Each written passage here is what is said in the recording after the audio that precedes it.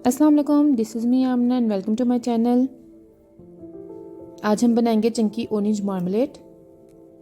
Oranges को हम छील लेंगे और फिर उसका वाइट पार्ट अच्छे से रिमूव कर लेंगे। अब हम इसको ब्रीक स्लाइसेस में काट लेंगे। इसमें हम कोई फूड कलर और एसेंस नहीं डालेंगे, इसमें ऑरेंजेस का अपना फ्लेवर और एसेंस होगा ये पील डालने से। ऑरेंज पील अच्छे से स्लाइस हो गए हैं। अब हम 2 ऑरेंजेस लेंगे और इसको सीडलेस कर लेंगे और इसको हम क्यूब शेप में काट लेंगे, क्योंकि हम चंकी ऑरेंज मार्मलेट बना रहे हैं, इसके लिए हमें इसमें चंक्स भी चाहिए ऑरेंज के। इसके अलावा हमें चाहिए ऑरेंज जूस 2 कप, चीनी 1 कप, नमक हस्बे जायका और 2 नींबुओं का रस।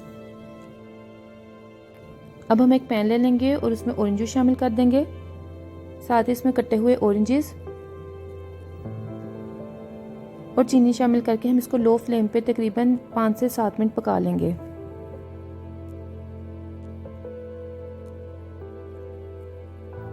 अब हम इसमें नमक शामिल करेंगे और साथ ही लेमन जूस डाल देंगे। लेमन जूस डालने से इसको एक तो प्रिजर्वेटिव का काम करेगा और साथ ही ये क्रिस्टलाइज नहीं होगा। अब हम इसमें ऑरेंज पील शामिल कर देंगे और इसको अच्छे से पका लेंगे। लो फ्लेम पे तकरीबन 20 से 25 मिनट आपने इसको कुक करना है।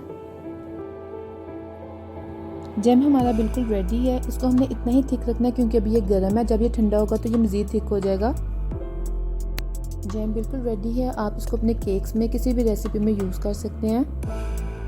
आप इस रेसिपी से ज़रूर जैम बनाएं, मुझे ज़रूर फीडबैक दीजिएगा। Thank you for watching the video. अल्लाह हाफिज़।